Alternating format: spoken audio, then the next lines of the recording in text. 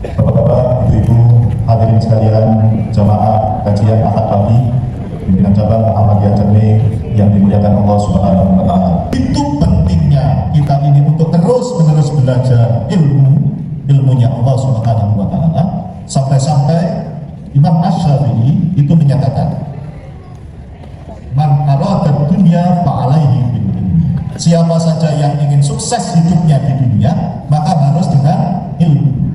Man aradal akhirata fa'alaihi bil ilmi. Siapa saja yang ingin sukses hidupnya di akhirat, maka juga harus dengan ilmu. Man aradad dunya wal akhirata fa'alaihi bil ilmi.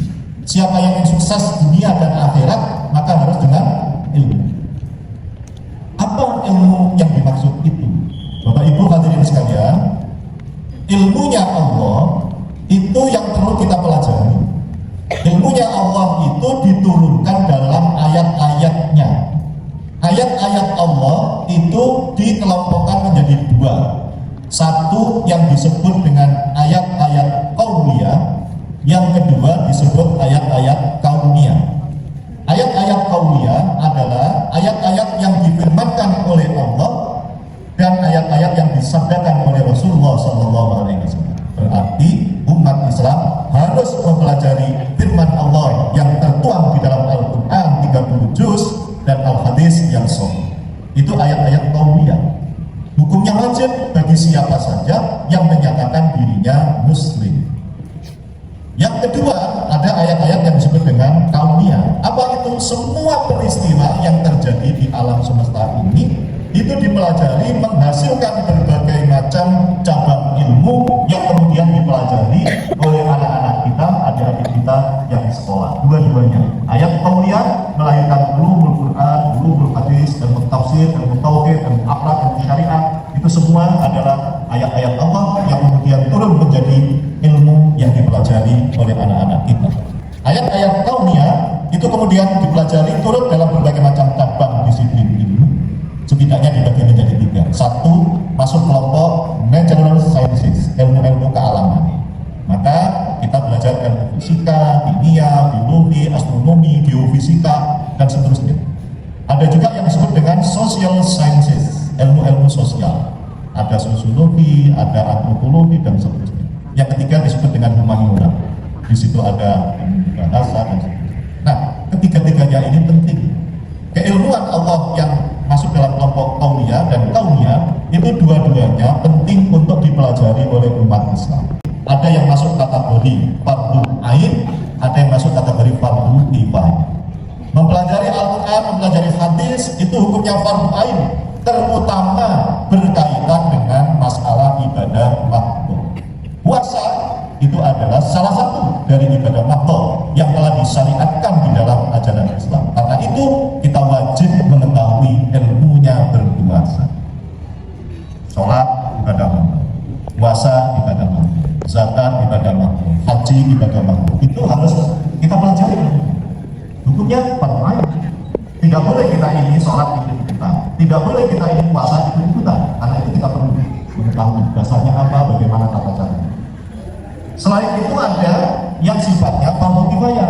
Fardhu kifayah itu kewajiban yang berlaku pada sebagian kaum muslimin. Kalau sudah ada sebagian yang menunaikannya, yang mempelajarinya, maka yang lainnya sudah tidak wajib. Tapi harus ada. Belajar ilmu kedokteran bagi umat Islam itu hukumnya fardhu kifayah. Harus ada yang ahli di bidang kedokteran, harus ada yang ahli di bidang ekonomi, harus ada yang ahli di bidang matematika, dan seterusnya. Kalau tidak ada umat Islam yang mempelajari itu, seluruh umat Islam berusaha. Itu fardhu kifayah. Nah, dua-duanya itu keilmuannya Allah. Tidak boleh kita ini menyatakan kalau belajar Quran hadis itu ilmu agama. Nah, belajar kedokteran, fisika, kimia, biologi itu ilmu umum. Tidak ada istilah itu dalam Islam. Istilah itu muncul itu gara-gara dulu kita dijajah Belanda. Belanda ingin umat Islam belajar Quran hadis saja jurusan suatu. Jangan belajar dunia biar diurus oleh Belanda. Akhirnya kita 350 tahun terjajah, tidak menjadi pintar tetapi menjadi tertindas. Alhamdulillah kemudian para ulama, tokoh-tokoh besar untuk membangkitkan kesadaran. Nah, hadirin sekalian, karena itu kita sebagai umat Islam, sekali lagi ada kewajiban kita untuk mempelajari ilmunya Allah, terutama yang masuk dalam kategori fardhu ain, belajar Al-Quran, belajar hadis Nabi Sallallahu Alaihi Wasallam.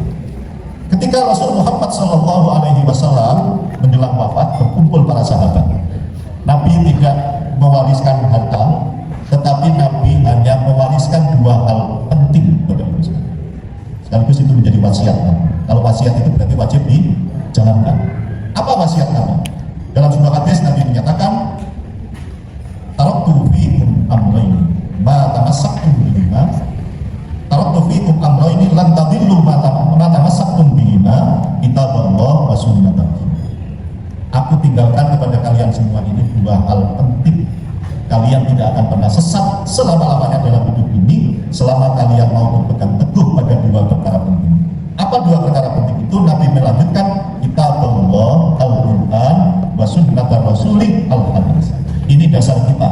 Mengapa kita ini harus mempelajari Al-Quran dan hadis? Karena Nabi menyatakan siapa saja yang mau berpegang teguh pada dua perkara yang ditinggalkan oleh Nabi ini, Al-Quran dan Al-Hadis, hidupnya tidak akan pernah sesat untuk selama-lamanya. Kedatangan bulan suci Ramadan 1446 Hijriah. Seringkali umat Islam menyambut dengan ucapan marhaban ya Ramadan. Selamat datang wahai bulan Ramadan. Apa maknanya?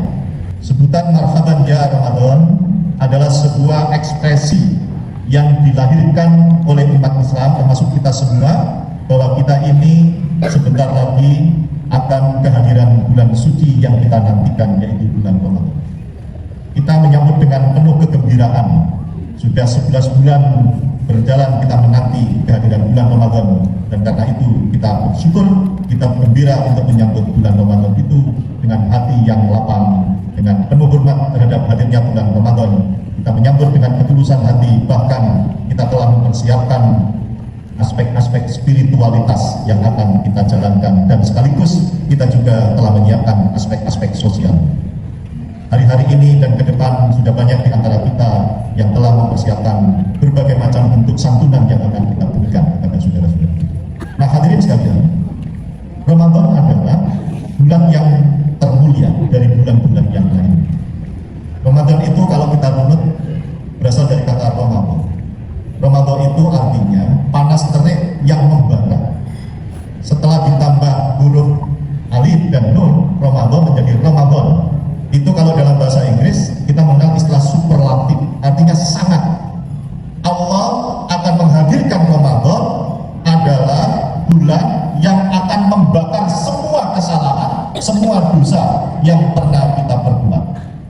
Ramadan dapat tambahan alif dan nun jadi Ramadan, artinya pembakaran habis-habisan atas semua kesalahan dan dosa yang pernah kita perbuat selama ini.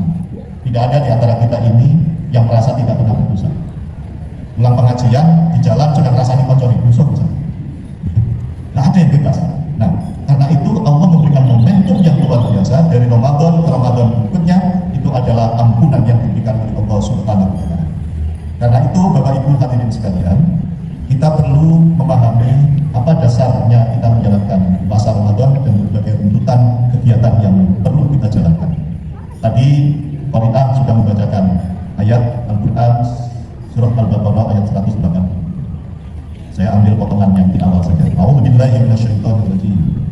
Ya ayyuhalladzina amanu kutiba 'alaikumusiyam kama kutiba 'alal ladzina min qablikum la'allakum tattaqun. Wahai orang-orang yang beriman, kutiba 'alaikumusiyam, telah aku wajibkan kepadamu sekalian berpuasa. Kama kutiba 'alal ladzina min qablikum, sebagaimana aku telah mewajibkan atas umat-umat sebelum. Untuk apa? La'allakum tattaqun, agar kalian menjadi orang yang bertakwa. Itu dasar kita. Al-Baqarah 183. Di dalam hadis Nabi Shallallahu Alaihi Wasallam yang diriwayatkan oleh Imam Ahmad, Nabi menyatakan, "Qad ja'akum Ramadan, sungguh telah datang Ramadan. Sahrun mubarak, bulan yang penuh keberkahan. Allah menurunkan keberkahan di bulan Ramadan.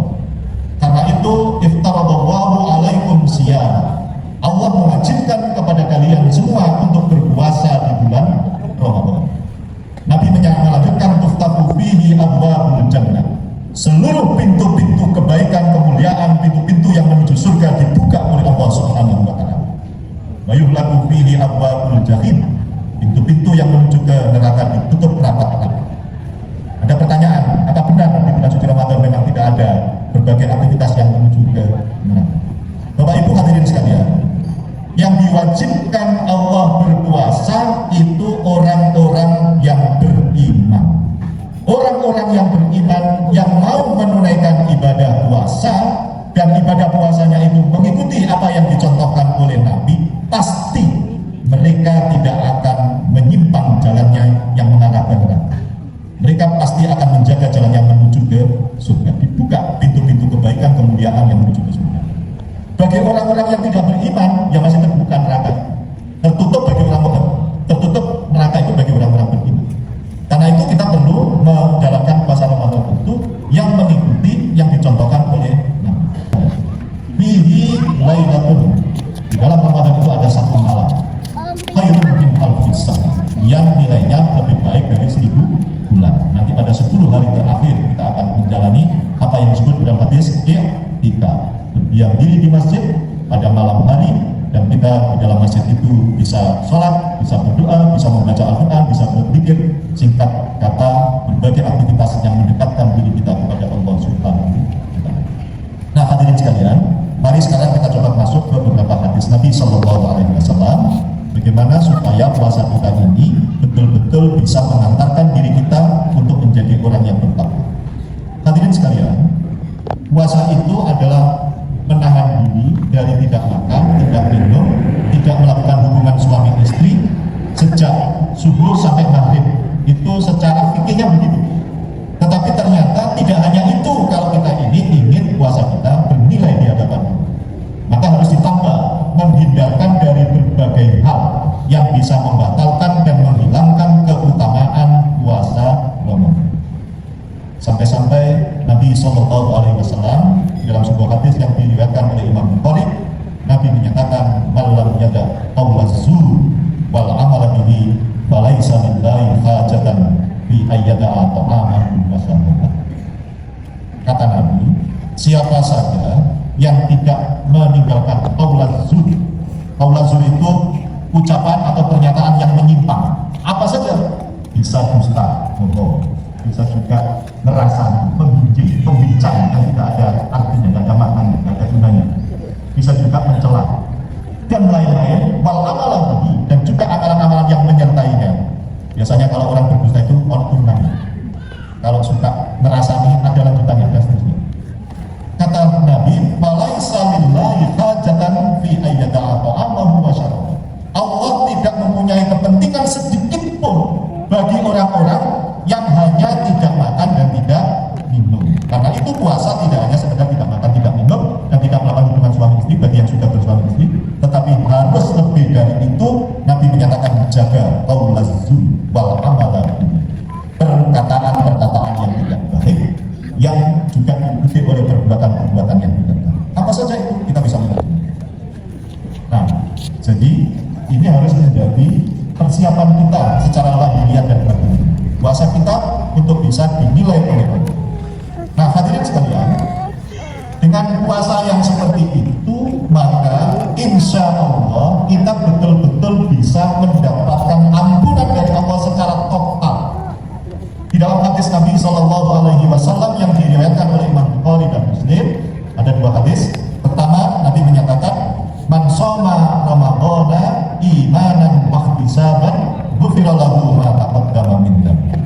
Siapa saja yang mau menjalankan puasa di bulan Ramadan imanan, atas dasar keyakinannya, keimanannya kepada Allah, wa ihtisaban, puasanya dijalani dengan penuh perhitungan dan mengharap ridho Allah, artinya bisa menjaga qaulaz zur wal amal bihi. Allah memastikan melalui Rasul Muhammad, ghufira lahu ma taqaddama min dhanbi, orang itu akan diampuni atas semua dosa yang telah diperbuat. Kemudian hadis yang kedua, "Man qama Ramadhana imanan wa ihtisaban ghufira lahu ma taqaddama min dhanbi." Hadisnya sama, hanya bedanya yang pertama soma, yang kedua qoma. Artinya siapa saja yang mau menegakkan di malam hari qiyamul lail, qiyamul Ramadan, Allah akan memberikan ampunan atas semua dosa yang ada. Jadi menjaga kualitas Ramadan itu mulai subuh sampai subuh lagi. Kita puasa mulai subuh sampai maghrib. Hadis yang kedua menyebut koma, laiba. Nah, berarti malam dari maghrib sampai subuh. Itu kalau kita jalankan, tarawehnya dapat, kecuali yang sedang berhalangan. Allah memberikan ampunan atas segala dosa. Nah, Bapak Ibu hadirin sekalian, kalau kita memperhatikan hadis ini tadi, itu berkaitan dengan diri kita sendiri, ya kan? Puasa berkaitan dengan diri kita, tarawih berkaitan dengan diri kita. Ternyata di dalam hadis Nabi SAW yang lain dan juga di beberapa ayat Al-Quran ada dimensi sosial yang juga harus kita jalani. Kalau di Al-Baqarah 183 tadi menyatakan tujuan berpuasa itu adalah la'allakum tattaqun, supaya kalian menjadi orang-orang bertakwa, maka kalau kita baca di ayat yang lain ada penjelasan orang-orang bertakwa itu yang seperti apa. Misalnya di surah Ali Imran 133-134. A'udzubillahi minasyaitonir rajim. Wasari'u ila maghfiratin min rabbikum wa jannatin 'arduhas samawati wal ardh u'iddat lil muttaqin. Bersegeralah kalian semua menuju pada ampunan Allah. Kita berpuasa untuk mendapatkan ampunan Allah. Wasari'u ila maghfiratin min rabbikum. Bersegeralah kalian semua, kita semuanya ini untuk menuju ampunan Tuhan, ampunan Allah. Wa jannatin 'arduhas samawati wal ardh. Allah telah menyediakan surga yang luasnya seluas langit dan seluas bumi. Bagi siapa? U'iddat lil muttaqin, bagi orang-orang bertakwa.